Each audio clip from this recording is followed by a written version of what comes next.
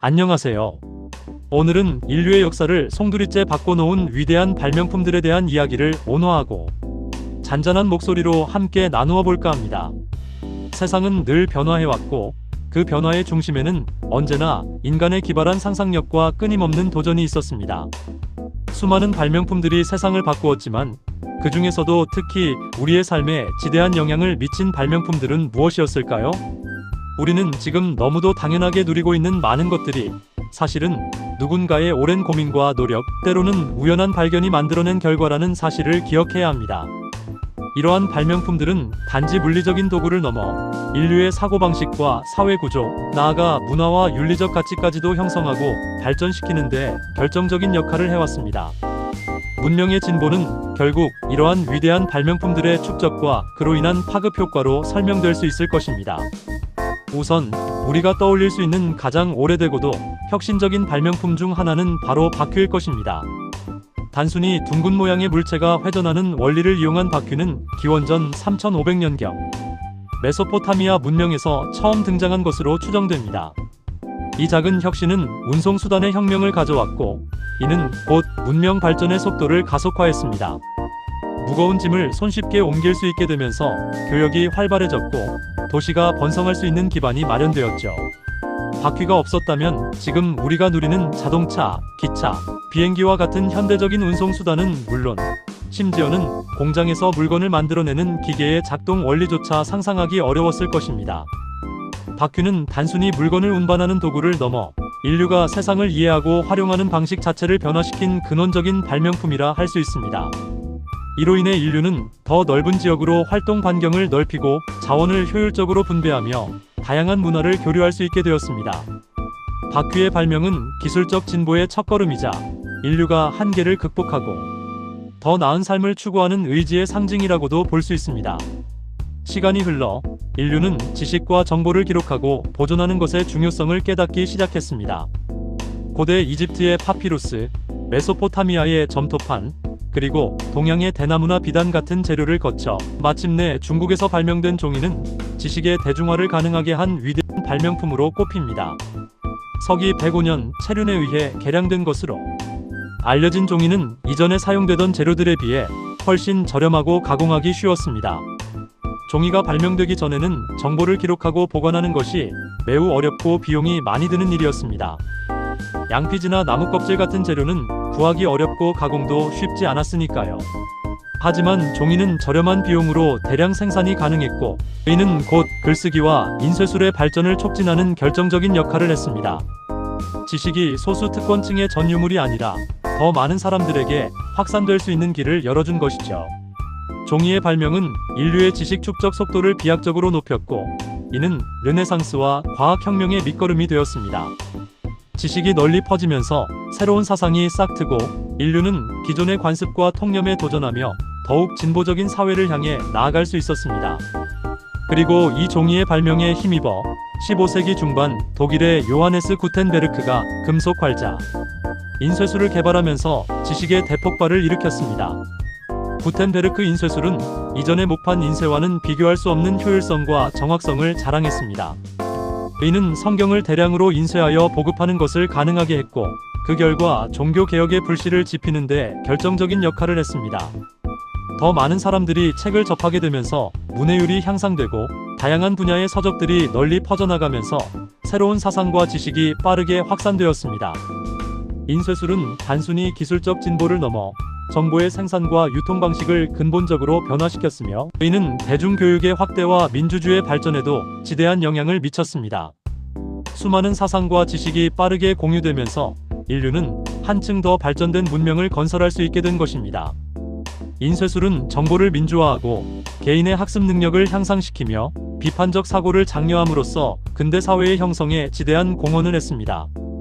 다음으로 우리가 주목해야 할 발명품은 18세기 후반 제임스 와트가 개량한 증기기관입니다. 증기기관은 인류의 생산 방식을 완전히 뒤바꾸어 놓으며 산업혁명의 시작을 알렸습니다. 이전까지는 주로 인력이나 수력, 풍력 등 자연의 힘에 의존했던 생산 방식이 증기기관의 등장으로 대규모 공장 생산 시스템으로 전환되기 시작한 것입니다. 증기기관은 탄광에 물을 퍼내거나 방직기계를 돌리는 데 활용되면서 생산 효율을 극대화했고, 이는 곧 엄청난 경제적 부를 창출했습니다. 이러한 기술적 진보는 교통과 통신 분야의 혁명으로 이어졌습니다. 조지 스티븐슨의 증기기관차와 로버트 풀턴의 증기선은 사람과 물자를 이전과는 비교할 수 없는 속도로 이동시킬 수 있게 했습니다. 이는 국가 간의 교류를 활발하게 하고 세계 경제의 통합을 촉진하는 데 크게 기여했습니다. 도시화가 가속화되고 새로운 직업들이 생겨나면서 사회 구조 자체가 변화하는 거대한 흐름을 만들어냈죠.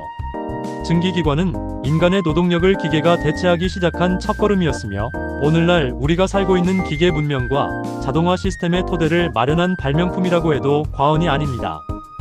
이 발명은 인류의 삶의 질을 향상시키고 사회를 더 복잡하고 상호 연결된 형태로 진화시키는 데 결정적인 역할을 했습니다.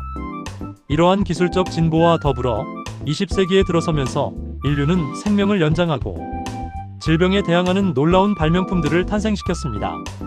1928년 알렉산더 플레밍이 우연히 발견한 페니실린은 인류의 평균 수명을 비약적으로 늘린 가장 위대한 발명품 중 하나입니다.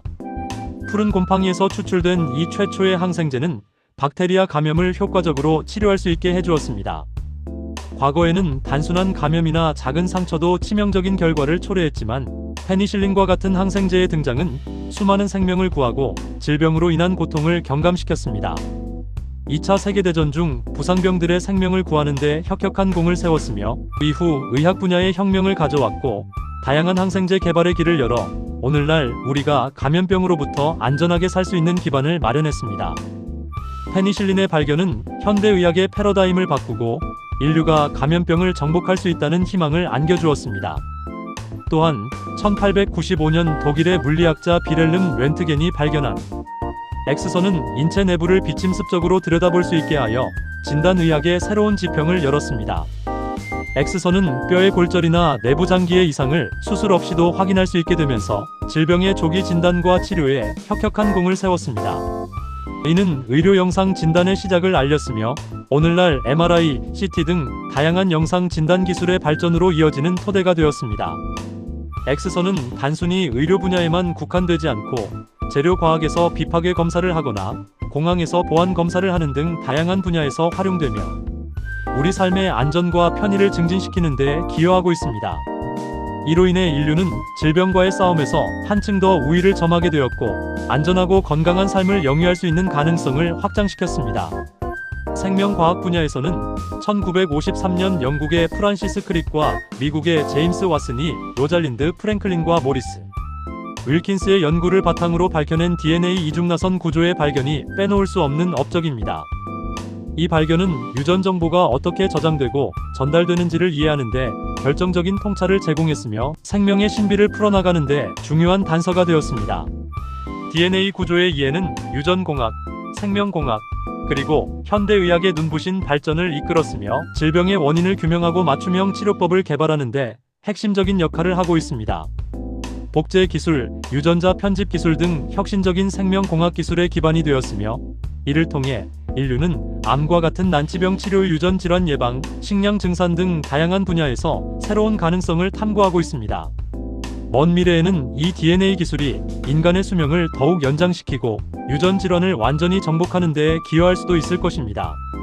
이는 생명의 본질에 대한 이해를 심화시켰을 뿐만 아니라 인류가 생명 현상을 조작하고 제어할 수 있는 시대를 열었습니다. 현대에 이르러서는 컴퓨터와 인터넷이 인류 문명에 가장 큰 영향을 미친 발명품으로 꼽힙니다. 20세기 중반부터 본격적으로 발전하기 시작한 컴퓨터는 정보를 처리하고 저장하는 방식 자체를 혁신적으로 변화시켰습니다. 그리고 1990년대 대중화된 인터넷은 전 세계를 하나로 연결하는 거대한 정보망을 구축했습니다. 이 두 발명품은 정보화 시대를 열었고 우리의 일상생활, 경제, 교육, 문화 등 모든 분야에 걸쳐 엄청난 변화를 가져왔습니다. 더 이상 시간과 공간의 제약 없이 정보를 교환하고 소통할 수 있게 되었으며, 이는 인류의 협업 능력을 극대화하고 새로운 지식과 기술의 창출을 가속화했습니다. 컴퓨터는 복잡한 계산을 수행하고 방대한 데이터를 분석함으로써 과학 연구의 발전을 촉진했으며, 인터넷은 전 세계 어디서든 정보에 접근하고 소통할 수 있는 인프라를 제공했습니다. 원격 근무, 온라인 교육, 소셜미디어 등 과거에는 상상하기 어려웠던 새로운 생활 양식과 비즈니스 모델을 창출하며 인류의 삶을 근본적으로 변화시키고 있습니다. 하지만 모든 발명품이 마냥 긍정적인 영향만 가져온 것은 아니었습니다. 예를 들어 20세기 초 독일의 프리츠 하버가 개발한 화학 비료는 질소, 비료의 대량 생산을 가능하게 하여 식량 생산량을 폭발적으로 증가시켜 인류의 기아 문제를 해결하는 데 큰 기여를 했지만 동시에 토양 오염과 수질 오염이라는 심각한 환경 문제를 야기하기도 했습니다.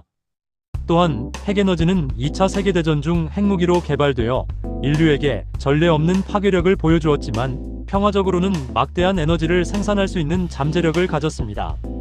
그러나 동시에 핵발전소 사고나 핵폐기물 처리 문제 등 인류가 해결해야 할 심각한 과제를 안겨주기도 합니다.